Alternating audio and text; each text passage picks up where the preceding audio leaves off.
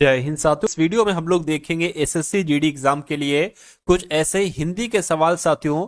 और हिंदी की अगर बात करें साथियों 20 क्वेश्चंस लिए हैं, और जो कट ऑफ की अगर बात करें कट ऑफ भी मैं आपको बताऊंगा। यानी कि 15 से 16 प्रश्न आपको बिल्कुल सही करने हैं अगर आप फाइनल सिलेक्शन लेना चाहते हैं।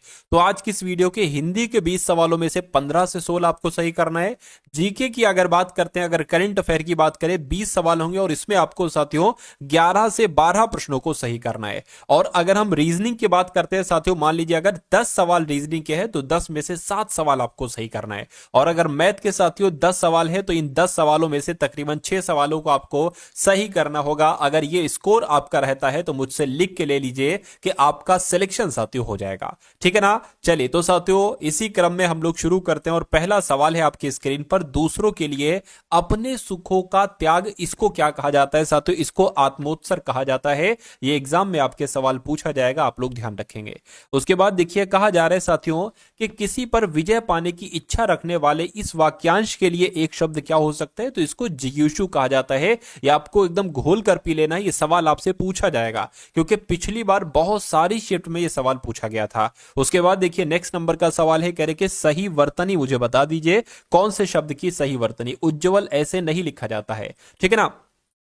अतिवृष्टि की अगर बात करें ऐसे नहीं, वृष्टिपात ऐसे नहीं लिखा जाता है, ठीक है ना। अगर यहां पर बात करते हैं साथियों 2 बार जा आता है, दोनों बार आधा जा आता है, उज्जवल कुछ ऐसे लिखा जाता है, लेकिन यहां पर भी सही नहीं लिखा हुआ है। तो मैं कहूंगा साथियों कि मुझे तो यहां पर कोई भी वर्तनी शुद्ध नहीं लग रही है। खैर अगला स्टेप देखेंगे, अगला प्रश्न देखेंगे। कह रहे हैं कि कौन सा विलोम युग्म सुमेलित नहीं है? तो कौन सा विलोम युग्म साथियों सुमेलित नहीं? देखिए अगर बात करते हैं, देखिए अवनत का विलोम उन्नत होता है, ये तो विलोम युग्म सही है। आकाम का विलोम क्या होता है? सकाम होता है, ये भी सही है। अधम की अगर उत्तम की बात करें तो अधम का विलोम उत्तम होता है। लेकिन अगर बात करते हैं अंगीकार का मतलब क्या होता है? अंगीकार का मतलब तो स्वीकारना होता है, ये तो पर्यायवाची है, ये साथियों विलोम थोड़ी ना है। तो मैं कहूंगा ये वाला विलोम युग्म सुमेलित नहीं है। अब नहीं है तो यही आपका राइट आंसर हो जाएगा। उसके बाद देखिए कहा जा रहा है कि अच्छे लड़के परिश्रमी होती हैं। अब यहां पर होती है थोड़ी ना आना चाहिए, क्या होता है? अच्छे लड़के परिश्रमी होते हैं, ये होना चाहिए। और ऐसा कहां पर लिखा हुआ है? ऐसा साथियों ऑप्शन नंबर सी में लिखा हुआ है, तो ये आपका बिल्कुल करेक्ट आंसर हो जाएगा। अगला सवाल देखिए, कह रहे कि अंधेर करना, इस मुहावरे का मतलब क्या हो सकता है? अन्याय करना होगा, या अंधेरा करना होगा, घमंड करना होगा, या भ्रष्टाचार करना होगा। तो आप लोग याद रखेंगे अंधेर करने का मतलब होता है साथियों अन्याय करना। अगला सवाल आपकी स्क्रीन पर है, देखिए सवाल को और बताइए सही जवाब आपका साथियों क्या हो सकता है। साथियों यहां पर मैं आपको बता देना चाहता हूं कि एसएससी जीडी के लिए जो पीडीएफ है साथियों वो तैयार हो चुकी है। यानी कि ये पूरी टीम के द्वारा साथियों पीडीएफ तैयार की गई है। और मेरा मानना है कि अगर आप इस पीडीएफ को पढ़ लेते तो तकरीबन आपका 60 से 65% साथियों पेपर यहां से आ सकता है। तो इस पीडीएफ में साथियों आपको एसएससी जीडी के, ठीक है ना, एसएससी जीडी के 10 मॉडल पेपर दिए जाएंगे। कितने मॉडल पेपर? 10 मॉडल पेपर साथियों आपको दिए जाएंगे। यानी कि जैसा आपका पेपर आने के चांसेस है वैसे 10 एक्सपेक्टेड मॉडल पेपर आपको दिए जाएंगे, हल सहित आपको दिए जाएंगे, यानी कि सॉल्यूशन के साथ आपको दिए जाएंगे। हिंदी, जीके, रीजनिंग, मैथ सब कुछ होगा। दूसरी पीडीएफ आपको दी जाएगी साथियों इंपॉर्टेंट करंट अफेयर की। तो ये दोनों पीडीएफ साथियों आप एग्जाम से पहले अगर आप निकाल लेते हैं तो मेरा मानना है कि एग्जाम आपका बहुत आराम से क्रैक हो जाएगा। तो ये पीडीएफ आपको सिर्फ और सिर्फ 45 रुपए की दी जा रही है, 45 रुपए में दी जा रही है। डिस्क्रिप्शन में लिंक है एसएससी जीडी पीडीएफ का, ठीक है ना। उस लिंक पर जब आप क्लिक करें तो आप हमारे व्हाट्सएप पर आ जाएंगे, और ठीक है वहां पर आपको साथियों एक क्यूआर कोड दिया जाएगा। उस क्यूआर कोड पर 45 का पेमेंट करेंगे तो ये पीडीएफ आपको साथियों भेज दी जाएगी। पेड़ पर चिड़ियां, ठीक है, चहचहाती हैं या हिनहिनाती हैं, कड़कड़ाती हैं, कड़कती हैं या टिटकारती हैं? तो मैं कहूंगा पेड़ पर चिड़ियां चहचहाती हैं, ये होना चाहिए। राइट आंसर आपको ऑप्शन नंबर ए हो जाएगा। अगला सवाल देखिए, कहने के तुरंगी का समानार्थी शब्द इसमें से क्या हो सकता है? तो तुरंगी शब्द की अगर बात करें ये साथियों, इसका समानार्थी शब्द हो जाएगा घुड़सवार। क्या? घुड़सवार, घुड़सवार हो जाएगा साथियों, ये आपको मालूम होना चाहिए। अगला सवाल देखिए, करके परिवर्तन पृथ्वी का नियम है, या संस्कृति का नियम है, या जगत का नियम है, या प्रकृति का नियम है? तो साथियों प्रकृति यहां पर शब्द आना चाहिए, परिवर्तन प्रकृति का नियम है। उसके बाद देखिए कह रहे कि वहां मुझे अनंत काल से नहीं मिला। क्या? वहां मुझे अनंत काल से साथियों नहीं मिला। यहां पर अगर बात करते हैं एक रेखांकित शब्द है, ठीक है, तो अनंत काल की जगह पर क्या आना चाहिए? चिरकाल से, प्राचीन काल से, पुरातन काल से। तो मैं कहूंगा वहां मुझे चिरकाल से नहीं मिला, ये होना चाहिए, अनंत काल नहीं होना चाहिए। अगला सवाल है करके दोपहर के बाद के समय को साथियों क्या कहा जाता है? तो दोपहर के बाद के समय को क्या कहा जाता है? अपराह्न कहा जाता है। क्या अपराह्न कहा जाता है साथियों? राइट आंसर आपका ऑप्शन नंबर ए हो जाएगा। साथियों आप अपने क्वेश्चंस को यहां पर काउंट करते रहिएगा कि कितने क्वेश्चंस आपके सही हुए और कितने क्वेश्चंस आपके गलत हुए, ठीक है। कहने कि जिसकी जीविका निश्चित ना हो उसके लिए एक शब्द क्या हो सकता है? तो उसको साथियों उसके एक तरीके से आकाशवृत्ति हम कह सकते हैं। क्या? जिसकी जीविका निश्चित ना हो तो उसको आकाशवृत्ति कहा जा सकता है। अगले नंबर का सवाल कह रहे कि असली भैंस का दूध बहुत मीठा होता है। तो यहां पर अगर बात करें असली भैंस का दूध, इसकी जगह पर क्या आना चाहिए? भैंस का असली दूध या गाय का दूध या भैंस का दूध? तो मैं कहूंगा भैंस का असली दूध होना चाहिए, ना कि असली भैंस का दूध होना चाहिए। तो इस प्रकार जिनका भी आंसर ऑप्शन नंबर ए है बिल्कुल करेक्ट हो जाएगा। अगला सवाल आपके स्क्रीन पर है, कह रहे कि उग्र का विलोम क्या होगा? तो उग्र का विलोम साथियों क्या होता है? उग्र का विलोम सौम्य होता है। इसलिए सही जवाब जिनका भी ऑप्शन नंबर बी तो बिल्कुल करेक्ट है। साथियों अगर आपने इस वीडियो को अभी तक लाइक नहीं किया तो वीडियो को तो लाइक कर दीजिए, और चैनल पर अगर नए हैं तो चैनल को भी साथियों सब्सक्राइब कर लीजिए। कहा जा रहा है कि सही वर्तनी वाला शब्द कौन सा, यानी कि आपको बताने कि अद्वितीय कैसे लिखा जाता है। जैसे ऑप्शन नंबर ए में है नहीं, बी में है नहीं, सी में है नहीं साथियों, जैसे ऑप्शन नंबर डी में है ऐसे लिखा जाता है अद्वितीय। अगला सवाल है कह रहे कि जिस पर विश्वास किया जा सके उसके लिए एक शब्द क्या होगा?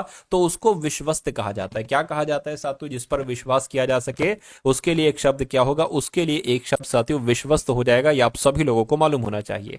अगला सवाल है कह रहे कि सही वर्तनी मुझे बताइए कालिदास कैसे लिखा जाता है? तो कालिदास जैसे ऑप्शन नंबर ए में लिखा हुआ है ऐसे लिखा जाता है। कहने के राजा का समानार्थी शब्द क्या हो सकता है? तो राजा को रत्नाकर कहा जाएगा, मयंक कहा जाएगा, मुकुंद कहा जाएगा या महीप कहा जाएगा? तो मैं कहूंगा राजा का समानार्थी शब्द साथियों महीप हो जाएगा। क्या हो जाएगा? महीप हो जाएगा। उसके बाद देखिए कहा जा रहा है यहां पर कि ठंडी हवा, क्या ठंडी हवा रेखांकित, ठंडी हवा अच्छी लगती है रेखांकित शब्द का पर्यायवाची बताए, यानी कि हवा का पर्यायवाची यहां पर आपसे पूछा जा रहा है। तो मातंग कहेंगे हवा को? क्या हवा को आवास कह सकते, अनल कह सकते, अनिल कह सकते? साथियों अनिल का मतलब होता है वायु, अनिल का मतलब होता है हवा। तो कुल मिला के आपका राइट आंसर अगर है ऑप्शन नंबर डी के साथ तो बिल्कुल करेक्ट हो जाएगा। अगला सवाल करके रोहन को डर है कि मोहन इतना काम कर सकेगा? रोहन को शंका है, आशंका है या साथियों भय है? तो यहां पर शंका शब्द आना चाहिए। क्या? कि रोहन को शंका है कि मोहन इतना काम कर सकेगा। तो इस प्रकार राइट आंसर आपका ऑप्शन नंबर बी हो जाएगा। और अब उसके बाद देखेंगे नेक्स्ट नंबर के सवाल है। तो अब यहां पर साथियों आपके सामने जीके के क्वेश्चंस होंगे, जीएस के क्वेश्चंस होंगे और करंट अफेयर के क्वेश्चंस होंगे। इन 20 सवालों में से 11 से 12 प्रश्न कोशिश करिएगा कि आपके साथियों सही हो जाएं। चलिए तो कहा जा रहा है कि कोई वस्तु अपने विराम अवस्था या गतिमान अवस्था में होने वाले परिवर्तन का विरोध करती है, उनकी यह स्वाभाविक प्रवृत्ति को क्या कहा जाता है? जड़त्व कहा जाता है। जैसे कि कोई चीज अगर चल रही है तो वो चलती रहेगी जड़त्व की वजह से, कोई चीज रुकी हुई है विराम अवस्था में तो वो रुकी रहेगी, क्यों? उसका जड़त्व जो उस पर लगा हुआ है। तो कुल मिला के राइट आंसर आपका ऑप्शन नंबर ए हो जाएगा। अगला देखिए कहने के लोदी वंश की नींव निम्नलिखित में से किसके द्वारा रखी गई थी? तो बहलोल लोदी के द्वारा रखी गई थी। लोदी वंश की नींव बहलोल लोदी के द्वारा रखी गई थी। अगला सवाल देखिए कहा जा रहा है साथियों आपसे कि राज्यसभा से संबंधित संवैधानिक प्रावधानों के संदर्भ में निम्नलिखित में से कौन सा कथन सही है? तो भारत के प्रधानमंत्री राज्यसभा के पदेन अध्यक्ष होते नहीं साथियों, भारत के उपराष्ट्रपति राज्यसभा के पदेन अध्यक्ष होते, ये बात तो बिल्कुल सही है। भारत के राष्ट्रपति राज्यसभा के पदेन अध्यक्ष होते नहीं, और महान्यायवादी भी राज्यसभा के पदेन अध्यक्ष नहीं होते हैं। यानी कि मैं कह सकता हूं कि साथियों भारत के उपराष्ट्रपति जो होते हैं ये राज्यसभा के पदेन अध्यक्ष होते हैं। उसके बाद देखिए अगला सवाल है कि निम्नलिखित में से किस रासायनिक तत्व का परमाणु क्रमांक 10 होता है? तो अगर बात करते हैं साथियों यहां पर किसकी बात करें, नियोन की अगर बात करें कि नियोन एक ऐसा रासायनिक तत्व है जिसका परमाणु क्रमांक 10 होता है, मैं कहूंगा बिल्कुल नियोन का परमाणु क्रमांक 10 ही होता है। अगला सवाल आपकी स्क्रीन पर देखिए और बताइए सही जवाब क्या होगा। साथियों यहां पर अगर बात करें जो भी आपकी एग्जाम डेट है 4 फरवरी, तो उस एग्जाम में जिन का एग्जाम है या उसके बाद जिनका एग्जाम है, जैसा पेपर 4 फरवरी से आएगा उसका साथियों एनालिसिस होगा, यानी कि किस टाइप के क्वेश्चंस पूछे को वो सभी सारी चीजें मैं आपको बताऊंगा। लेकिन अभी जो मेरे हिसाब से साथियों जो आपके पेपर में पूछा जा सकता है, यानी कि जैसे आपके हिंदी के सवाल पूछे जा सकते हैं, जैसे जीके के, जैसे रीजनिंग के, मैथ के, उन सभी क्वेश्चंस को साथियों मैं आपको डेली करवा रहा हूं। और मेरा मानना है कि जब आप डेली हिंदी की, जीके की, रीजनिंग की, मैथ के इंपॉर्टेंट क्वेश्चंस की प्रैक्टिस करोगे तो पेपर आपका साथियों यहीं से आएगा। कुल मिला के अगर आप साथियों अपने एग्जाम तक, जब भी आपकी शिफ्ट है 4 को, 5 को, 6 को, जब भी है, तब तक अगर आप अपने एग्जाम के लिए साथियों टारगेट सिलेक्शन को, जो भी साथियों क्लासेस यहां से दी जाती है, सभी क्लासेस को अगर अच्छे तरीके से देखते हो तो मेरा मानना है पेपर यहां से बाहर आपका आ नहीं सकता। ठीक है, क्योंकि मैं सारा कुछ आपको करवा दूंगा, और जब सारा कुछ आपको करवा दूंगा तो फिर क्या साथियों एग्जामिनर की क्या औकात है कि वो कहां से क्वेश्चंस लेगा। ठीक है, चलिए तो बस साथियों आप लोग पढ़ते जाइए। मैथ और रीजनिंग पर आपको बहुत अच्छे से फोकस करना है, यानी कि संविधान का जो 100वां संविधान संशोधन अधिनियम 2015 था, इसके द्वारा भारत और इसके किस पड़ोसी देश की सीमा को संशोधित किया गया था। तो किसकी किसकी बात चल रही है? भारत और बांग्लादेश की बात चल रही है, यानी कि आंसर आपका जो जाना चाहिए वो ऑप्शन नंबर सी के साथ जाएगा। अगला देखिए, अगला सवाल देखिए साथियों, कहने के जो विंचुडो नृत्य है ना, इसका संबंध किस राज्य से है? तो विंचुडो नृत्य की अगर बात करते हैं साथियों, इसका संबंध किस राज्य से है? तो मैं कहूंगा गुजरात में किया जाता है। कौन सा नृत्य? विंचुडो नृत्य गुजरात का नृत्य है। अगला सवाल देखिए, कह रहे कि 1925 में घटित हुआ निम्नलिखित में से कौन सा संबंधित है? यानी कि 1925 में घटित हुआ निम्नलिखित में से कौन सा, ठीक है, मतलब कौन सा, क्या, कौन सा, यहां पर तो अधूरा सवाल लिखा हुआ है, अधूरा सवाल लिखा हुआ है। तो मैं कहूंगा एक तरीके से अगर हम बात करते हैं जो 1925 में क्या घटित हुआ था, जो काकोरी षड्यंत्र है ना, ये साथियों 1925 में ही हुआ था। तो मैं कहूंगा ठीक है, ये एक तरीके से डकैती साथियों है, डकैती से संबंधित है कुल मिला के। चलिए खैर, अगले नंबर का सवाल देखिए, कह रहे कि ओलंपिक चार्टर के मौलिक सिद्धांत किसके द्वारा लिखित दस्तावेज पर आधारित हैं? तो साथियों ये पियरे डी कॉबार्टिन की अगर बात करें, इनके द्वारा लिखित दस्तावेज पर आधारित है क्या? ओलंपिक चार्टर के मौलिक सिद्धांत। तो आपका राइट आंसर आप लोग याद रखेंगे, आंसर आपका ऑप्शन नंबर ए हो जाएगा। अब उसके बाद देखिए, कह रहे कि अमेरिका की पहली महिला उपराष्ट्रपति कमला हैरिस, इनका मूल परिवार भारत के किस राज्य से संबंधित है? तो साथियों कहां से संबंधित है इनका? इनका संबंध तमिलनाडु से। कहां से है? तमिलनाडु से है। राइट आंसर आपका ऑप्शन नंबर बी हो जाएगा। उसके बाद देखिए, कह रहे कि कौन सा कथन साथियों सत्य है, मुझे बताइए। तो यहां पर अगर बात करते हैं साथियों के स्पष्ट कांच से बनी एक खाली बोतल एक पारभासी वस्तु का उदाहरण है? नहीं। एक फ्राइंग पैन एक अपारदर्शी वस्तु का उदाहरण? बिल्कुल साथियों, जो आपका फ्राइंग पैन होता है ये अपारदर्शी वस्तु ही तो होता है। सूर्य प्रकाशित वस्तु का उदाहरण है। यह लकड़ी का बॉक्स एक चमकदार वस्तु का उदाहरण है। मैं कहूंगा राइट आंसर आपका जो जाएगा बी जाएगा, क्योंकि इसमें से कौन सा कथन सही है? ऑप्शन नंबर बी वाला कथन सही है। उसके बाद देखिए, रचना दोआब निम्नलिखित में से किन दो नदियों के बीच है? तो रचना दोआब की अगर बात करते हैं, ये रावी और चिनाब के बीच है। कहां पर साथियों? रावी और चिनाब के बीच है।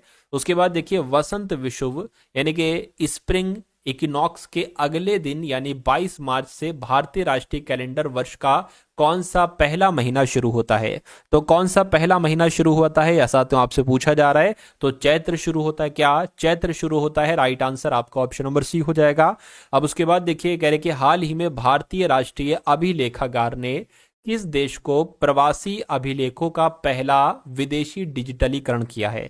तो किसकी बात चल रही है साथियों? ओमान की बात चल रही है। ओमान आपका यहां पर बिल्कुल सही जवाब हो जाएगा, यानी कि भारतीय राष्ट्रीय अभिलेखागार ने ओमान देश में प्रवासी अभिलेखों का पहला विदेशी डिजिटलीकरण किया है। आंसर आपका सी हो जाएगा। भारत के प्राचीन इतिहास के संदर्भ में अशोक स्तंभ का संबंध निम्नलिखित में से किस स्थान से है? तो अगर बात करते हैं साथियों किस स्थान से है, सांची से है। क्या सांची से है? ये आप लोग ध्यान रखेंगे। अगला देखिए, अगले में कहा जा रहा है कि सुभाष चंद्र बोस सरकार की नजरबंदी से, क्या साथियों यहां पर अगर बात करें, नजरबंदी होता है भाई, सरकार की नजरबंदी से किस वर्ष भाग निकले थे? तो 1941 में इन्होंने साथियों ये भाग निकले थे। ये आप लोग ध्यान रखेंगे। राइट आंसर आपका ऑप्शन नंबर सी हो जाता है। अगला देखिए, आपसे पूछा जा रहा है साथियों, दराधिकार एक प्रकार का अल्प अधिकार है जिसमें किसी बाजार पर दो फर्मों का प्रभुत्व नियंत्रण होता है, या तीन फर्मों का, या चार फर्मों का, या पांच फर्मों का? तो अगर ये सवाल आ जाए ना, तो दो फर्मों का प्रभुत्व साथियों नियंत्रण होता है। राइट आंसर आपका ए हो जाएगा। उसके बाद देखिए नेक्स्ट नंबर का सवाल है आपकी स्क्रीन पर, करके जब सरकार करों को कम करती है और सरकारी व्यय को बढ़ाती है, तो इस प्रकार की राजकोषीय नीति को क्या कहा जाता है? तो इस प्रकार की राजकोषीय नीति को विस्तारवादी राजकोषीय नीति कहा जाता है। क्या विस्तारवादी राजकोषीय नीति कहा जाता है? अगले नंबर का सवाल है, कहने के हाल ही में किस देश ने रूस के खिलाफ यूक्रेन की रक्षा क्षमताओं को मजबूत करने के लिए यूक्रेन को, क्या लिखा हुआ है साथियों, यूक्रेन को 2 ASC-890 विमानों को दान करने की घोषणा की है? तो क्या आपका राइट आंसर होगा? स्वीडन आपका राइट आंसर हो जाएगा। ये विमान के नाम है साथियों, ठीक है ना। तो कुल मिला के आंसर आपका ऑप्शन नंबर ए है। अगला देखिए, करके देश की प्राचीन झीलों में से एक लेंडिया तालाब, ये किस भारतीय शहर में स्थित है? तो ये साथियों भोपाल में स्थित है। कहां पर? जो लेंडिया तालाब है ये कहां पर स्थित है? ये साथियों भोपाल में स्थित है। अगला सवाल आपकी स्क्रीन पर, कह रहे कि 2011 की जनगणना के अनुसार भारत का सबसे कम जनसंख्या घनत्व वाला, क्या सबसे कम जनसंख्या वाला राज्य आपसे पूछा जा रहा है। तो सबसे कम जनसंख्या किस राज्य की थी साथियों? सिक्किम की थी। किसकी थी? सिक्किम की थी। राइट आंसर आपका ऑप्शन नंबर बी हो जाएगा। अब उसके बाद देखिए साथियों, यहाँ पर रीजनिंग के आपके सामने क्वेश्चन शुरू हो चुके हैं। तो रीजनिंग के क्वेश्चंस होंगे और साथियों मैथ के क्वेश्चंस होंगे। पहला सवाल साथियों नंबर सीरीज का है, कहने के 2 है, 4 है, उसके बाद 16 आ गया है, उसके बाद 256 आ गया है, और फिर आपसे पूछा जा रहा है कि अगला नंबर साथियों यहाँ पर क्या हो सकता है, ये बात आपको यहाँ पर बताना है। चलिए तो देखिए 2 से 4 हुआ है, यहाँ पर कैसे क्या हुआ, और फिर 4 से 16 हुआ है। तो अगर 2 की गुणा 2 से करा दें तो 4 हो जाएगा, 4 की गुणा 4 से करा दें तो 16 हो जाएगा, 16 की गुणा 16 से करा दें तो 256 हो जाएगा। तो 256 की गुणा क्या 256 से होगी साथियों? यानी कि 256 की गुणा 256 से करा लीजिए तो आंसर आपका आपके सामने साथियों आ जाएगा। 256 की गुणा साथियों 256 से हमको यहाँ पर कराना होगी। तो 256 की गुणा 256 से करा लेते हैं, 6 चंग 36 हो जाएगा, 6 पंजे 30 और 3 33 हो जाएगा, ठीक है, 6 दूना 12 और यहाँ पर 15 आ जाएगा। अब देखिए 5 छंग 30, 30 का 0 आ गया, 5 पंजे 25 और 28 हो गया, ठीक है, 5 दूना 10 और यहाँ पर साथियों 12 आ गया। अब 2 बार कट यहाँ पर आ जाएगा, 2 छंग 12, 2 आ गया यहाँ पर, ठीक है, 2 पंजे 10, 11 आ गया यहाँ पर, 2 दूना 4, यहाँ पर साथियों 5 आ जाएगा। अब 6 आ जाएगा, 3 आ जाएगा, 8 2 10 और 1 15 आ जाएगा, ठीक है, और यहाँ पर साथियों कितना आ जाएगा, 4 5 आ जाएगा और यहाँ पर 6 आ जाएगा। यानी कि 65 536 कहाँ पर लिखा हुआ है? 65 536 ऑप्शन नंबर डी में लिखा हुआ है। तो जिनका भी आंसर यहाँ पर ऑप्शन नंबर डी के साथ है, मैं कहूंगा बिल्कुल करेक्ट हो जाएगा। अब उसके बाद देखिए अगले नंबर का साथियों सवाल आपकी स्क्रीन पर, कह रहे हैं कि HSI है, उसके बाद OLO है, उसके बाद VEU है, उसके बाद CXA है, उसके बाद आपको बताने कौन से 3 लेटर यहाँ पर आ सकते हैं। तो आप साथियों ये देखिए कि H से यहाँ पर क्या O हुआ है, O से यहाँ पर V हुआ है, V से यहाँ पर C हुआ है। तो H होता है 8 पर, O होता है अगर बात करें साथियों 15 पर होता है, V होता है 22 पर और C होता है 3 पर। 8 में अगर हम +7 करेंगे तो ये 15 आएगा, ठीक है, 15 में अगर हम साथियों +7 करेंगे तो 22 आएगा, और 22 से 26 तक कितना हो जाएगा साथियों 4, और ये 3 7 हो जाएगा। यानी कि 3 में भी साथियों अब हमें 7 प्लस करना पड़ेगा। तो 3 में 7 प्लस करते हैं 10 आ जाता है, 10 पर आता है J। अब देखिए या तो ये आंसर हो सकता है J यहाँ पर है, या तो ये आंसर हो सकता है J यहाँ पर है। अब इसको देखिए S होता है साथियों 19 पर, किस पर? 19 पर, और L होता है 12 पर। कितना माइनस किया गया है? 7 माइनस किया गया है।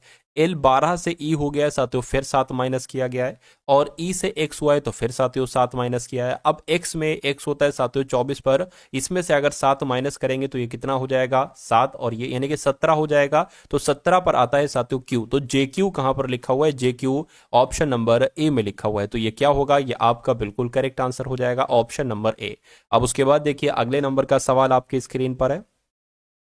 इस सवाल में कहा जा रहा है कि एक साबुन का मूल्य 7 रुपए है और एक कलम का मूल्य 5 रुपए है। राजेश 38 रुपए में ये दोनों चीजें खरीदता है, यानी कि 38 रुपए उसके पास है, ऐसे समझ लीजिए। तो इसमें वो साबुन भी खरीद लेता है, कुछ साबुन खरीद लेता है, और इसमें कुछ कलम खरीद लेता है, ठीक है, जो कि 5 रुपए की। तो कहने कि उसने कितने साबुन खरीदे?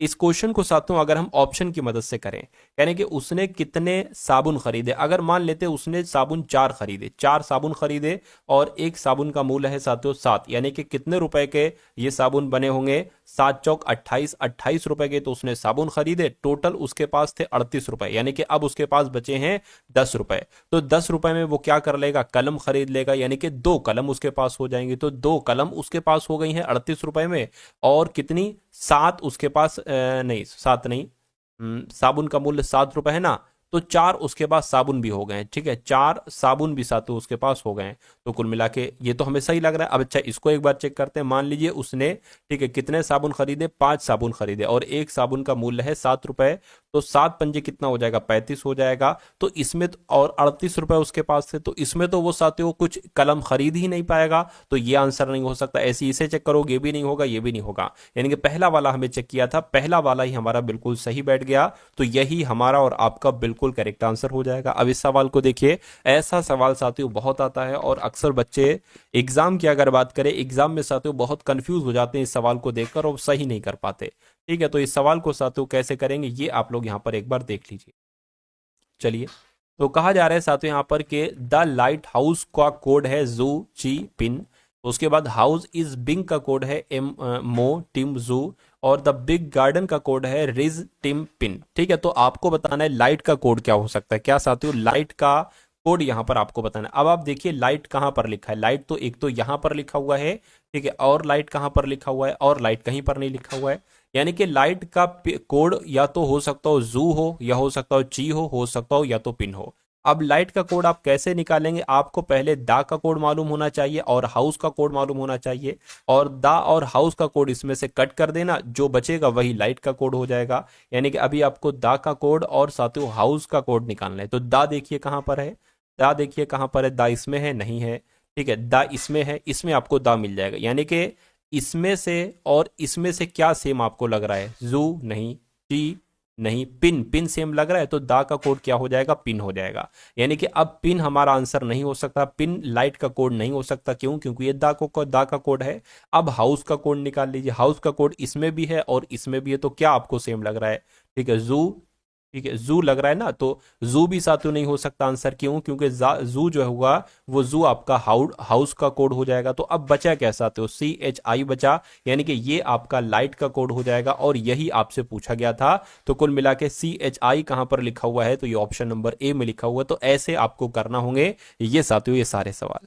ठीक है, अब उसके बाद देख लेंगे नेक्स्ट नंबर का सवाल है आपके स्क्रीन पर, देखिए साथियों, यानी कि निमेश मेघना का इकलौता भाई है। तो जो निमेश है ना, निमेश, ठीक है, निमेश की अगर बात करते हैं साथियों, ये मेघना का इकलौता भाई है। ठीक है, तो हम यहां पर बना लेते हैं, ये आपका क्या हो जाएगा? ये निमेश हो जाएगा। ठीक है, निमेश जो है, निमेश ये मेघना का इकलौता, ठीक है, ये मेघना आपकी हो गई, ये मेघना हो गई, मेघना का इकलौता भाई है। करके सुरभि निमेश की बेटी है। तो जो सुरभि की अगर बात करते हैं, सुरभि कौन हो जाएगी? सुरभि निमेश की बेटिया हो जाएगी, बेटी हो जाएगी। मेघना और नेहा बहनें हैं। अच्छा अच्छा, मेघना और नेहा बहनें हैं, तो मान लेते हैं साथियों, मतलब एक ये हो गया, एक ये हो गया, एक इनकी बहन और है जिसका नाम क्या है? ठीक है, मेघना नेहा बहनें हैं, यानी कि नेहा बहनें हैं। तो नेहा बहनें हैं, तो ये भी तो भाई होगा इसका, ठीक, यानी कि निमेश भाई है किसका? नेहा का और मेघना का, यानी कि मणिकर्ण का बेटा है। अब मणिकर्ण का बेटा, अभी हमें नहीं पता है कि मणि कौन है, ठीक है, जो मेघना का पति। अच्छा, मेघना का पति कौन है साथियों? ठीक है, अब देखिए, अब यहां पर जो आया है, तो मेघना का पति मणि होगा या कर्ण होगा? जो का इस्तेमाल हमेशा दूसरे वाले के लिए होता है, पहला वाला ये है, दूसरा वाला ये है, तो कर्ण जो होगा ये मेघना का पति होगा, कर्ण जो होगा ये मेघना का पति हो जाएगा। ठीक है, अब देखिए, मणिकर्ण का बेटा, यानी कि इन दोनों का बेटा कौन हो जाएगा? मणि हो जाएगा। तो ये दोनों पति पत्नी हो गए, कर्ण और मेघना, इनका बेटा हो गया मणि, और मेघना का बहन है नेहा, और मेघना का भाई है निमेश, निमेश की एक बेटी है सुरभि। तो कह रहे हैं कि मणि का सुरभि से क्या संबंध है, यानी कि मणि का सुरभि से क्या संबंध? सुरभि क्या कहेगी मणि को? तो देखिए, ये एक तरीके से अपने पिता की बहन, ठीक है, पिता की बहन का बेटा ही तो होगा, तो मैं कहूंगा कहीं ना कहीं फुफेरा भाई ही तो होगा मणि, सुरभि का। तो इस प्रकार जिनका भी आंसर ऑप्शन नंबर डी के साथ है, उन सभी का आंसर बिल्कुल करेक्ट हो जाएगा। अगला सवाल देखिए, जो कि आपकी स्क्रीन पर है साथियों, इस सवाल को देखिए और बताइए राइट आंसर क्या है। कहने के अब यहाँ पर कुछ दिक्कत है, यहाँ पर साथियों भाग का निशान होगा। यदि निम्नांकित व्यंजन में भाग के स्थान, भाग और यहाँ पर क्या आएगा? माइनस, भाग और माइनस के स्थानों को आपस में बदल दिया जाए, ठीक है, और 2 और 4 के स्थानों को आपस में बदल दिया जाए, तो आपको इसको सॉल्व करना है। इनके 426 भाग 648 माइनस 312, इसको सॉल्व करना है। तो अब यहां पर क्या कर सकते हैं, एक तो जहां पर भाग है, ठीक है, पहले नंबर बिल्कुल 2 की जगह पर 4, 4 की जगह पर 2, तो यहां पर 4 है तो साथियों 2 आ जाएगा, यहां पर 2 है तो यहां पर 4 आ जाएगा, 6 का 6 रहेगा, ठीक है, 6 4 है तो यहां पर 2 आ जाएगा, 8 का 8 रहेगा, ठीक है, यहां पर 3 1 है लिख लीजिए, यहां पर 2 है तो 4 आ जाएगा। अब भाग का देखिए, भाग की जगह पर माइनस, माइनस की जगह पर भाग, तो यहां पर माइनस आ जाएगा, यहां पर साथियों भाग आ जाएगा। अब आपको इसको सिर्फ कैलकुलेट करना है और आपको आंसर साथियों बता देना है क्या आपका आंसर यहां पर हो सकता है। चलिए अब देखिए 328 भाग 314, तो 314 का डबल होता है, देखिए 300 300 600 और 14 दूना 28, तो मैं कहूंगा यहां पर से 2 आ जाएगा, तो 246 में से साथियों 2 घटेगा तो 244 हो जाएगा। क्या 244 ऑप्शन में है? बिल्कुल ऑप्शन में है, ऑप्शन नंबर सी वाले में, तो यही आपका बिल्कुल करेक्ट आंसर हो जाएगा। अब उसके बाद देखिए कह रहे हैं साथियों CGRT को DJWA लिखा जा सकता है, तो XUKM को क्या लिखा जा सकता है यहां पर, ये आपको साथियों बताना है। चलिए तो अब यहां पर अगर हम लोग बात करें साथियों, यानी कि अब देखिए C 3 पर होता है, D हो गया है यानी कि 1 बढ़ाया गया है, G 7 पर होता है, J होता है यानी कि 3 बढ़ाया गया है, यानी कि 1 बढ़ाया गया 3 बढ़ाया गया, R से R 18 पर होता है, W 23 पर होता है यानी कि 5 बढ़ाया गया, अब T से A हो गया, ये क्या इसमें बढ़ाया गया है। अब देखिए ये 20 पर होता है और ये मैं कहूंगा 27 पर होता है, A वैसे तो 1 पर होता है लेकिन 26 के बाद तो 27 मान लेंगे, तो ये 7 बढ़ाया गया, ये हमारे लिए सही होगा। अब इसमें भी साथियों x के बाद क्या आता है, x के बाद y आता है, y आ जाएगा, u में 3 बढ़ाएंगे तो साथियों कितना आ जाएगा, 24, 24 पर क्या आ जाएगा, x आ जाएगा, k में 5 बढ़ाएंगे, k 11 पर होता है, 16 पर साथियों p होता है, m की बात करें साथियों अब इसमें 7 बढ़ाएंगे, m होता है 13 पर, t आ जाएगा, यहाँ पर 20 वाला आ जाएगा, तो ये ऑप्शन साथियों कहां पर लिखा हुआ है, YXPT, ये कहां पर लिखा हुआ है साथियों, ऑप्शन नंबर डी वाले में लिखा हुआ है। तो जिनका भी आंसर ऑप्शन नंबर डी के साथ है, मैं कहूंगा आंसर आपका बिल्कुल करेक्ट हो जाएगा भाई, बहुत बढ़िया, वेरी गुड क्लास। अगला सवाल देखिए आपके स्क्रीन पर, कहा जा रहा है कि जैसे 132 से 502 बनाया गया है वैसे ही आपको साथियों 502 बनाया गया, वैसे ही आपको बताना है कि 2364 से क्या बनाया जा सकता है। देखिए और बताइए आखिर लॉजिक इसमें क्या लगा हुआ है, बताइए। अब देखिए अगर इनका गैप की अगर हम बात करें, तो गैप की अगर हम बात करें, गैप क्या हो सकता है, गैप तो इसमें मेरे ख्याल से 300 के आसपास निकलेगा, लेकिन इसमें अगर गैप की बात करते हैं तो भाई ज्यादा से ज्यादा कुछ नहीं 2600 हो जाएगा, लेकिन ऑप्शन में वैसा नहीं है, तो ये लॉजिक हमारा नहीं लग पाएगा। कुछ और लॉजिक की अगर बात करें, अच्छा एक चीज देखिए कि 1 3 2 टोटल मिला के 7 होता है, अच्छा इनका भी योग भी 7 होता है, यानी कि जब इनका योग देखा तो 7 आया, इनका योग देखा तो 7 आया, ऐसे ही 2 + 3 5, 5 और 6 11, 11 4 15, इनका योग 15 आया। क्या ऐसा तो नहीं कि कोई एक ऐसा ऑप्शन चूज करना है जिनके नंबर का योग यहां पर 15 हो, एक बार ट्राई कर लेते, 7 3 10 हो जाएगा और 5 15, ठीक है ये तो मिल रहा है 15, 7 4 11, ये तो फिर ज्यादा हो जाएगा, नहीं हो सकता, ये भी ज्यादा हो जाएगा और ये भी ज्यादा हो जाएगा, तो मैं कहूंगा 15 वाला यही लॉजिक हमारा लगेगा। 15 योगफल अगर इसका हुआ है तो इसका भी योगफल 15 ही होना चाहिए। उसके बाद देखिए साथियों नेक्स्ट नंबर का सवाल आपकी स्क्रीन पर है, पूछा जा रहा है कि एएस के बाद CQ, उसके बाद EO, उसके बाद आपको बताने कि अगला नंबर साथियों यहाँ पर क्या हो सकता है, मतलब अगले 2 लेटर यहाँ पर क्या आ सकते हैं, ये बात आपको बताना है। चलिए साथियों आपको प्लेस वैल्यू की अगर बात करें, प्लेस वैल्यू बहुत जरूरी होना चाहिए, जैसे कि ए की बात करें तो 1 पर होता है, बी साथियों 2 पर होता है, पी 16 पर होता है, टी 20 पर होता है, ये सब आपको जेड तक मालूम होना चाहिए, ठीक है।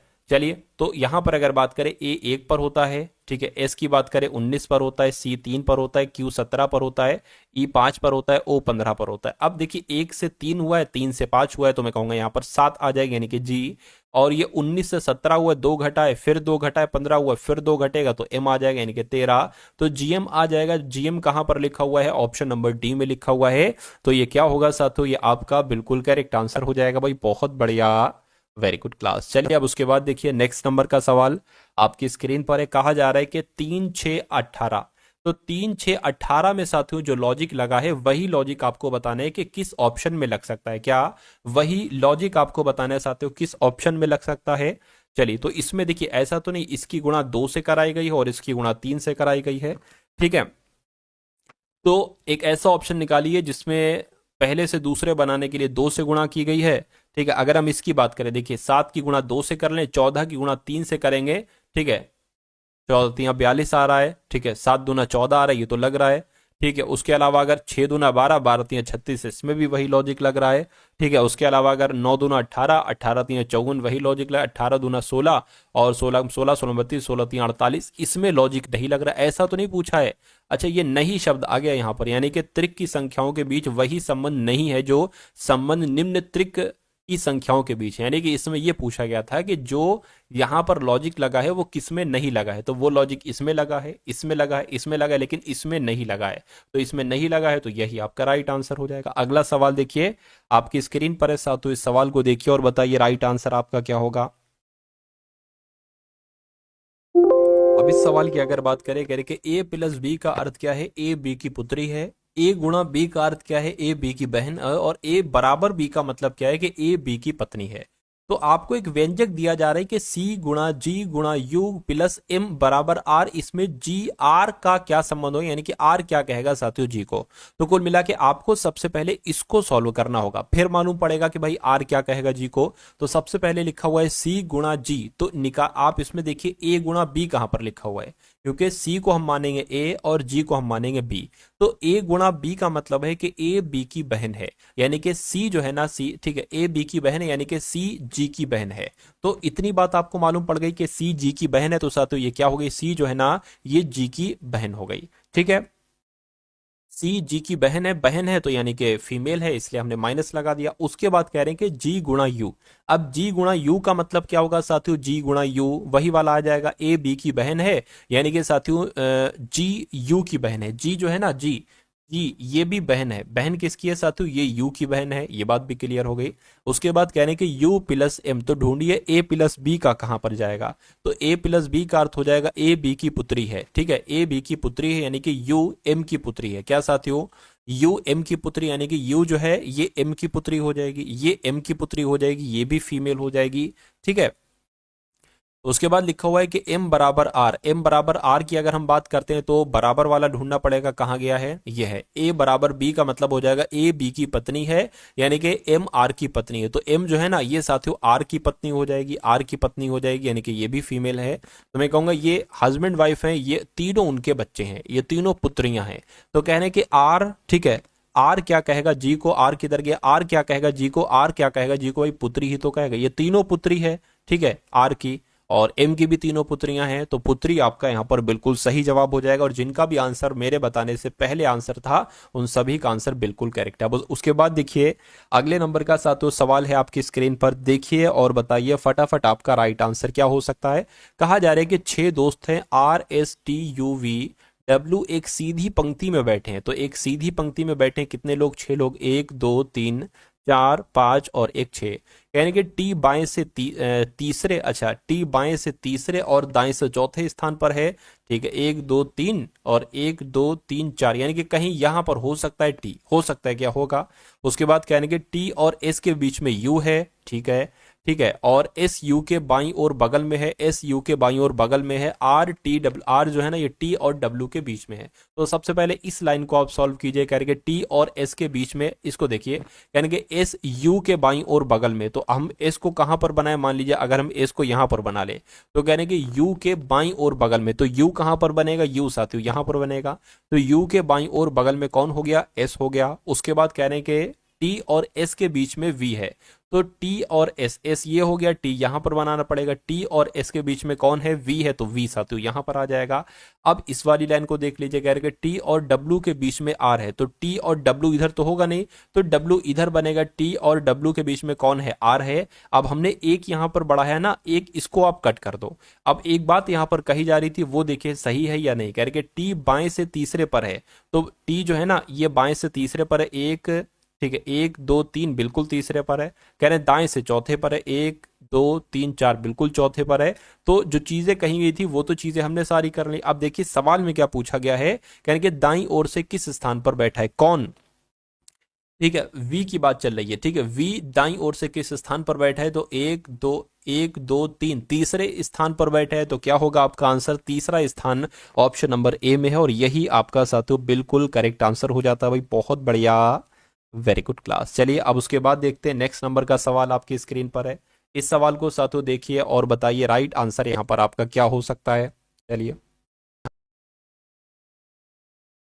ये वाला सवाल था। यानी कि 5 है, 16 है, 28 है और 36 है, 71, 90, 234। अगला नंबर यहां पर साथियों क्या आ सकता है, ये बात आपको यहां पर बताना है। चलिए देखिए, इसको हम यहां पर लिख लेते हैं कि 5 है, 16 है और 28 है और उसके बाद साथियों 36 है और 71 है और साथियों 90 है और 234 है और साथियों 342 है। तो उसके बाद आपको बताना है अगला नंबर यहां पर क्या हो सकता है, क्या नंबर यहां पर आ सकता है। तो हमें सबसे पहले ये देखना पड़ेगा कि 5 से 16 जो हुआ है इसमें कितना प्लस हुआ है, 11 प्लस हुआ है। 16 से 28 जो हुआ है 26 और 2 12 यानी कि 12 प्लस हुआ है। 28 से 36 हुआ है साथियों, यहाँ पर 8 प्लस हुआ है। और 36 से 71 अगर साथियों हम प्लस करें तो कितना हो जाएगा, अगर 11 मान ले, 11 में से 6 जाएगा, 5 बचेगा, ये साथियों 6 हो जाएगा। तो यहाँ पर 35 आ जाएगा, यानी कि 36 में 35 प्लस करोगे 71 आ जाएगा।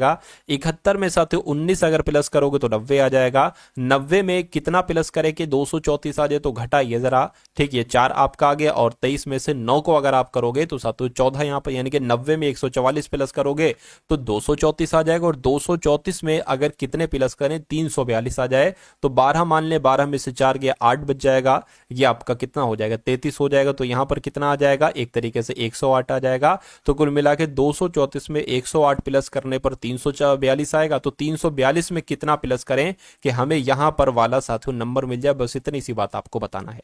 अब देखिए, क्या यहां पर साथियों एक तरीके से आंसर मिला, अभी तो नहीं मिला।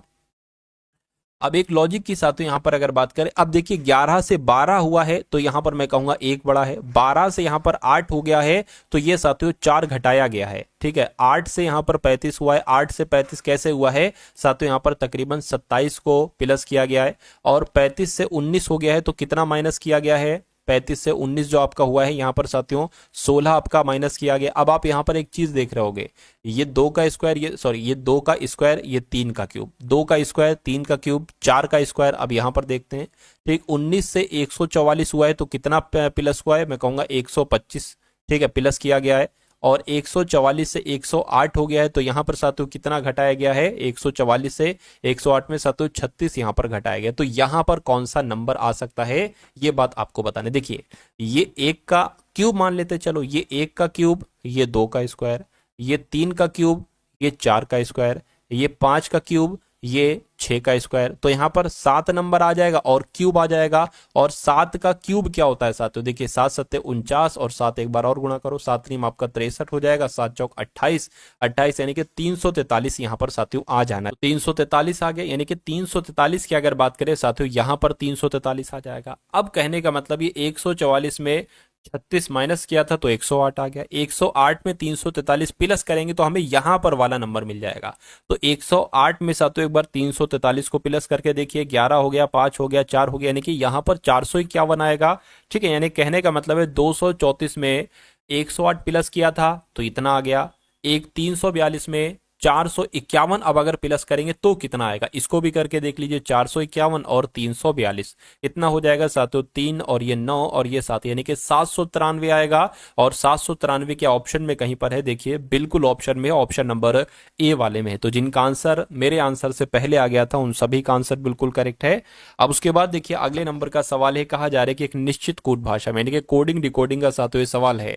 एक निश्चित कूट भाषा में TIKRI को 20181139 लिखा जाता है, तो BOARD को साथियों क्या लिखा जा सकता है, क्या आपका यहां पर राइट आंसर हो सकता है। चलिए अब देखिए यहां पर अगर बात करें, टी तो 20 पर आता है तो साफ साफ यहां पर 20 लिखा हुआ है। आई की बात करें, आई 9 पर आता है लेकिन यहां पर 18 लिखा हुआ है, ऐसा तो नहीं भाई डबल कर दिया गया है। चलिए देखते हैं, 11 के जो है ना वो 11 पर आता है और 11 ही लिखा हुआ है। आर 18 पर आता है, डबल कर दिया 36 लिखा है। आई 9 पर आता है, यानी कि डबल किसका किया गया, एक तो इसका डबल किया गया दूसरे वाले का, और एक इसका डबल किया गया, यानी कि इधर से दूसरे वाले का और इधर से दूसरे वाले का डबल किया गया है। तो 5 लेटर है टोटल, इसमें भी 5 लेटर, यानी कि इसका डबल किया जाएगा और इसका डबल किया जाएगा, ध्यान रखिए। बी 2 पर आता है 2 आ जाएगा। ओ 15 पर आता है तो 30 आ जाएगा। ए 1 पर आता है 1 आ जाएगा। आर 18 पर आता है तो 36 आ जाएगा। डी 4 पर आता है 4 आ जाएगा। अब आपको देखना है कि ऐसा कौन से ऑप्शन में है कि 2 30 13 64 ऐसा ऑप्शन नंबर ए वाले में है, तो ये क्या होगा, ये आपका बिल्कुल करेक्ट आंसर हो जाएगा। अब उसके बाद देखिए अगले नंबर के सवाल हैं। तो अब यहां पर अगर बात करें साथियों, मैथ के क्वेश्चंस आपके शुरू हो चुके हैं। कहा जा रहा है कि 120 मीटर और 180 मीटर, क्या साथियों ये मीटर है, एमएम नहीं है कुछ, ठीक है। 180 मीटर और 180 मीटर लंबी दो रेलगाड़ियां हैं, ठीक है। 34 किलोमीटर प्रति घंटा और 32 किलोमीटर प्रति घंटा की समान चाल से एक दूसरे की ओर आ रही है, यानी कि दो ट्रेन है, एक ये ट्रेन है और एक ये ट्रेन है। ये जो आ रही है इसकी लंबाई 120 मीटर है और इसकी लंबाई कितनी है, 180 मीटर है। ये ट्रेन जिस स्पीड से आ रही है वो ट्रेन है साथियों 34 किलोमीटर प्रति घंटा और ये इस तरफ ट्रेन आ रही है। और ये ट्रेन जो है साथियों इसकी सॉरी सॉरी सॉरी ये 34 होगी, हाँ ये 34 है, ये 32 हो जाएगी। 32 किलोमीटर प्रति घंटा इसकी चाल है और ये इस तरफ आ रही है, यानी कि दोनों एक दूसरे की तरफ साथियों आ रही है, एक दूसरे की ओर आ रही है। दोनों रेलगाड़ियों के द्वारा एक दूसरे को पार करने में समय क्या होगा। आप सभी जानते हैं कि समय बराबर क्या होता है। समय कैसे निकालते हैं साथियों, दूरी बटे चाल के द्वारा निकालते हैं, दूरी बटे चाल। तो आपको यहां पर अगर देखिए कभी भी अगर दो ट्रेन है दोनों एक दूसरे की तरफ आ रही हैं तो दोनों की जो दूरी है यानी कि जो ट्रेन की दूरी है, ठीक, यही इनको जोड़ दोगे यही आपकी दूरी हो जाएगी और इन्हीं चालों को आपस में जोड़ दोगे यही आपकी साथियों चाल हो जाएगी। ये आप लोग कॉन्सेप्ट यहां पर याद रखेंगे। यानी कि तो अगर दूरी की बात करें, कुल दूरी कितनी हो जाएगी, कुल दूरी 120 और 118 सॉरी 120 और 180 कुल मिला के 300 मीटर की दूरी हो गई। और चाल की अगर बात करें तो 34 प्लस 32 कितना हो जाएगा साथियों, 32 32 64 और 2 66, यानी कि 66 किलोमीटर प्रति घंटा ये आपकी चाल हो गई। लेकिन दिक्कत ये है दूरी मीटर में है, चाल साथियों किलोमीटर प्रति घंटा में। तो देखिए आंसर किस में आ रहा है, आंसर सेकंड में आ रहा है ना, तो इसको भी मीटर प्रति सेकंड में बदल लो, यानी कि ये चाल मीटर प्रति सेकंड में आप बदल लो। तो अगर किसी भी किलोमीटर प्रति घंटा को चाल को मीटर प्रति सेकंड में बदलना होता है तो हमेशा 5/18 से साथियों इसको गुणा किया जाता है। तो इसको साथियों आप कैलकुलेट कर लो, 6 18, 6 कम 6, 6 कम 6, ठीक है। तो 55/3 मीटर प्रति सेकंड ये आपकी क्या हो जाएगी, ये आपकी साथियों चाल यहां पर आ जाएगी। अब समय बराबर है तो समय बराबर समय आपको निकालना है ना, समय बराबर क्या होता है, दूरी बटे चाल होता है। दूरी निकाली है 300 मीटर, ठीक है 300 मीटर, और चाल निकाली है कितनी, 55/3। तो 55 इधर आ जाएगा, 3 नीचे लिखेंगे, इससे बढ़िया यहां पर आ जाएगा गुणा में। तो इसको अब आप कैलकुलेट कर लीजिए। देखिए इसको साथियों कैसे कैलकुलेट करोगे, 5 एकम 5, 5 एकम 5 और 5 छंग 30 और 0 लग गया और ये 3 आ गया, बराबर क्या आ गया, 180/11। ये आपका मीटर प्रति, ये आपका सेकंड निकल आएगा, ठीक। 180/11 कहीं पर लिखा हुआ है, बिल्कुल लिखा हुआ है 180/11 सेकंड समय लगेगा, ठीक है। तो कुल मिला के अगर ऐसा सवाल आता है, और ऐसा सवाल आता है, इसमें 4 अलग अलग चीजें होती हैं। एक तो ये ट्रेन की दोनों दूरियां अलग कर दी जाएंगी, चेंज कर दी जाएंगी, और चालों को अलग कर दिया जाएगा। बाकी सेम कॉन्सेप्ट रहेगा कि भाई एक ट्रेन इधर से आ रही है, एक ट्रेन इधर से आ रही है, इनकी आपको दूरी दे दी जाएगी, चाल दे दी जाएगी, समय पूछा जाएगा कि ये दोनों रेलगाड़ियों द्वारा एक दूसरे को पार करने में कितना समय लगेगा, ठीक है। अब उसके बाद देखिए नेक्स्ट नंबर का सवाल है आपकी स्क्रीन पर, कहने के रोहित और मनोज के पास कुल 1320 रुपए हैं। यदि रोहित की धनराशि का 10/21 मनोज की धनराशि के 5/7 के बराबर है। अब देखिए रोहित की अगर बात करते हैं तो यहां पर जैसा जैसा कहा जा रहा है वैसे वैसे हम कर लेते हैं। तो रोहित की धनराशि का 10/21, का मतलब होता है गुणा, तो गुणा लगा लिया, 10/21 लिखा है, 10/21 कर लिया। तो रोहित की धनराशि का 10/21 बराबर मनोज की धनराशि का, ये मनोज की धनराशि हो गई, ठीक। मनोज की धनराशि का मतलब गुणा हो जाएगा, 5/7 है तो 5/7 लिख लिया। अब यहां पर साथियों हम रोहित और मनोज की राशियां निकाल सकते हैं कि कितनी कितनी धनराशि इन्होंने है, ठीक है। तो अब क्रॉस मल्टीप्लाई देखिए ये आपकी कितनी आ गई, ये तो 5/7 है इधर, ये मनोज बस इधर आ गया है, बराबर लगाए तो 21 की गुणा 5 से हो गई, 21 की गुणा 5 से हो गई, और साथियों ये 10 है, इसकी गुणा 7 से हो जाएगी, ये आ गया, ठीक है। थोड़ा जितना कैलकुलेट हो सकता है वो कैलकुलेट कर लिए, 5 एकम 5, 5 दूना 10 हो जाएगा, यानी कि 21/14 आ जाएगी। तो रोहित और मनोज के पास कुल धनराशि इतनी थी, जिसमें से रोहित की धनराशि की अगर बात करें 21 है तो मनोज की धनराशि 14 है। तो कहने के रोहित के पास कितनी धनराशि है, रोहित के पास, ठीक है, रोहित के पास कितनी धनराशि है, तो कुल धनराशि थी 1320, रोहित की धनराशि 21 है, और टोटल नीचे इन दोनों का योग आ जाएगा नीचे को, तो ये कितना हो जाएगा, 21 और 14, ये 5 हो गया, ये 3 हो गया। इसको कैलकुलेट करा लो, आपको रोहित के पास कितनी धनराशि है मालूम पड़ जाएगा, ठीक है। 7 या 21, 7 पंजे 35 हो जाएगा, 5 से कट करेंगे, 5 दूना 10, 3 इधर आ गया, 5 छंग 30, 2 इधर आ गया, 5 चौक 20, यानी कि 264 की गुणा 3 से करा लो, आपका आंसर आ जाएगा। 4 तियां 12 हो गया, 6 तियां 18 हो गया, 19 तीन दूना 6 हो गया 7, यानी कि 792 आपका राइट आंसर आ जाएगा। तो रोहित के पास कितनी धनराशि है? 792। अगर आपसे पूछा जाता रोहित न पूछकर मनोज के पास कितनी धनराशि है, तो टोटल धनराशि कितनी है? 1320। मनोज की धनराशि कितने निकाली? मनोज की धनराशि 14 निकाली, तो 14 आ जाएगा और नीचे इन दोनों का योग आएगा। इन दोनों का योग कितना था? 35 था। तो इसको कैलकुलेट कर लोगे, आपको मनोज की धनराशि मालूम पड़ जाएगी। उसके बाद देखिए नेक्स्ट नंबर का सवाल है आपकी स्क्रीन पर। इस सवाल को देखिए साथियों और बताइए आपका सही जवाब यहाँ पर किस ऑप्शन के साथ जा सकता है, क्या आपका राइट आंसर हो सकता है। कह रहे कि वह बड़ी से बड़ी संख्या ज्ञात कीजिए। क्या? वो बड़ी से बड़ी संख्या ज्ञात कीजिए जिससे 265, 580, 825 को विभाजित करने पर प्रत्येक मामले में समान शेष बचे। यानी कि वो इसमें से कौन सी संख्या है, मान लीजिए 55 संख्या है कि अगर 55 से भाग करते हैं 265 को तो, और 580 से करते हैं तो, 825 करते हैं तो विभाजित करने पर प्रत्येक मामले में समान शेष बचता है। ठीक है, तो अगर इस टाइप का सवाल है, ये तीन बड़े बड़े नंबर लिखे होंगे और सबसे बड़ी से बड़ी संख्या पूछी जाएगी, तो आपको इन तीनों नंबरों का इस्तेमाल करना होगा। पहले आपको साथियों क्या कराना होगा, ये तीन नंबर देखिए बढ़ते क्रम में है। देखिए 265 से 580, फिर 580 से 825। तो आपको 825 में से साथियों क्या, 825 में से 580 घटाना होगा।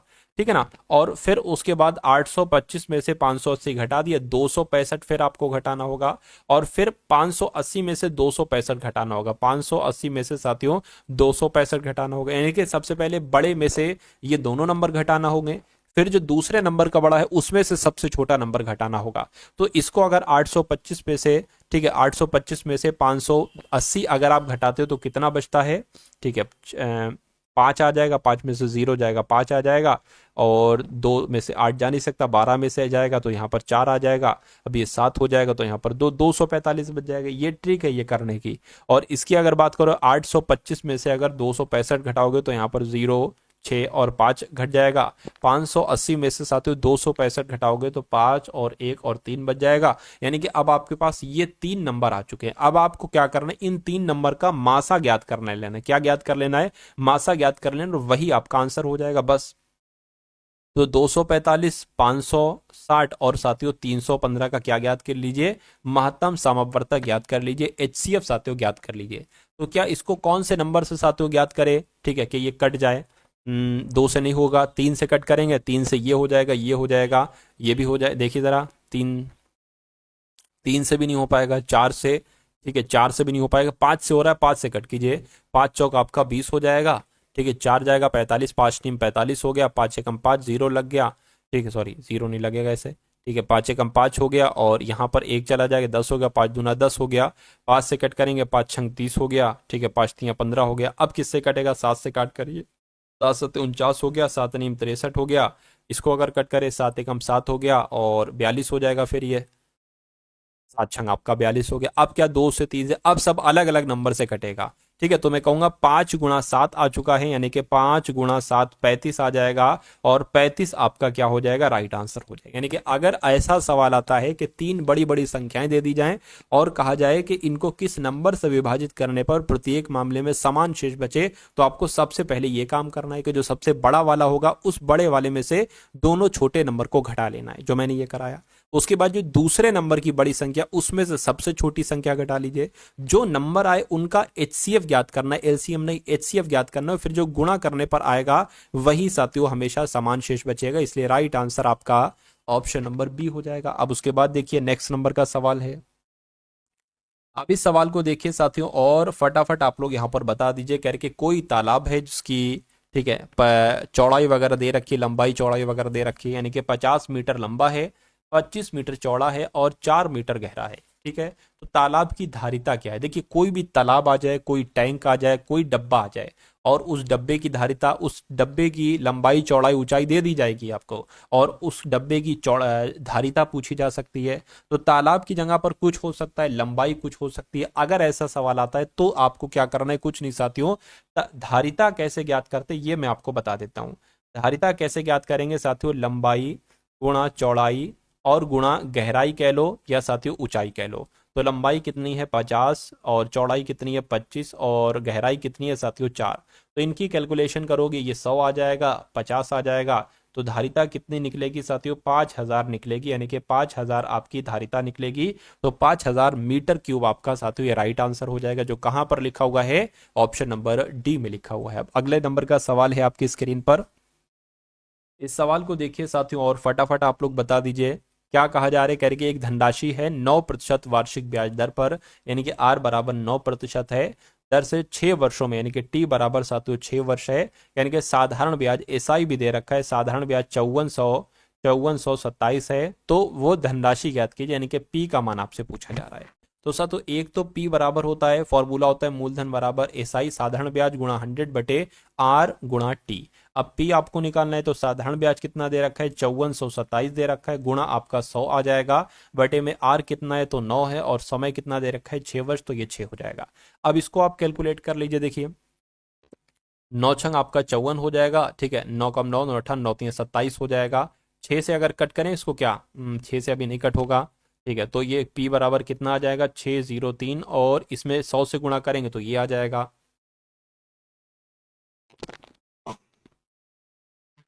उसके बाद साथियों नीचे यहाँ पर 6 आ जाएगा। अब इसको आप कैलकुलेट कर सकते हो, 6 कम 6 हो गया, 0 लग गया, ठीक है, 0 लगेगा, 6 पंजे 30, क्योंकि 2 नंबर एक साथ कट करना इसलिए एक एक्स्ट्रा 0 लगेगा। तो मैं कहूंगा 10,050 कहाँ पर लिखा हुआ है, तो 10,050 ये आपकी धनराशि हो जाएगी। यानी कि अगर एक धनराशि पर 9% वार्षिक ब्याज दर से 6 वर्षों में कुल साधारण ब्याज 5427 है, तो वो धनराशि 10,050 रुपए होगी।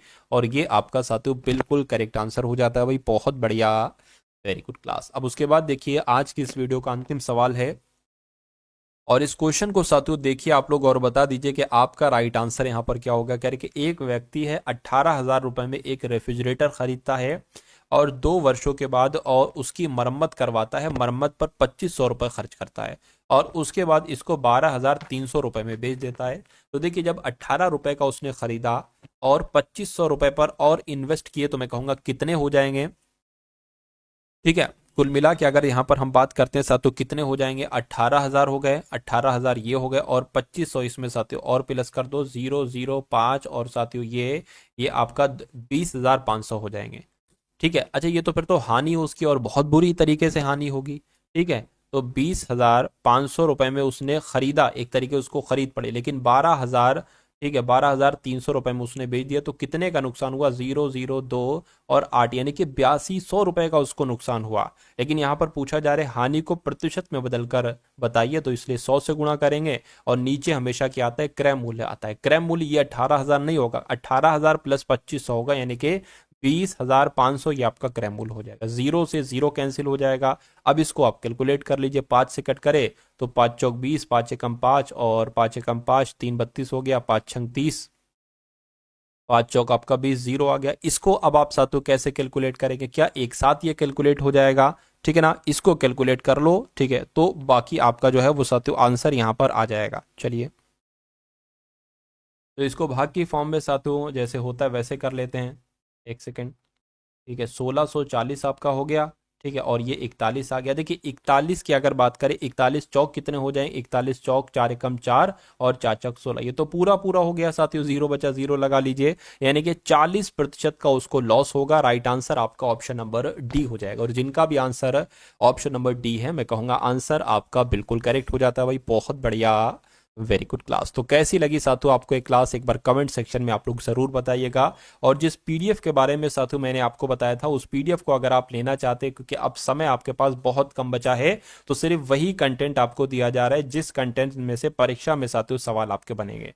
तो सिर्फ और सिर्फ 45 रुपीज में साथियों वो पीडीएफ आपको दी जाएगी, डिस्क्रिप्शन में लिंक है, जाकर वहां पर साथियों ले लीजिए। और जितनी अभी तक मैंने तकरीबन पिछले 10 दिनों में जितनी क्लास कराई है उनको एक बार जरूर देख लीजिएगा, क्योंकि वहां से आपकी तैयारी शुरू हुई थी। तो पिछले 10 दिन की सभी वीडियोस को देखकर आने वाले साथियों एग्जाम तक की सभी वीडियोस आपको देखना है, इसलिए चैनल पर नए हैं तो चैनल को तुरंत सब्सक्राइब करके बेल आइकन पर क्लिक कर दीजिए। मिलते हैं हम सभी लोग आने वाली वीडियो में। जय हिंद साथियों।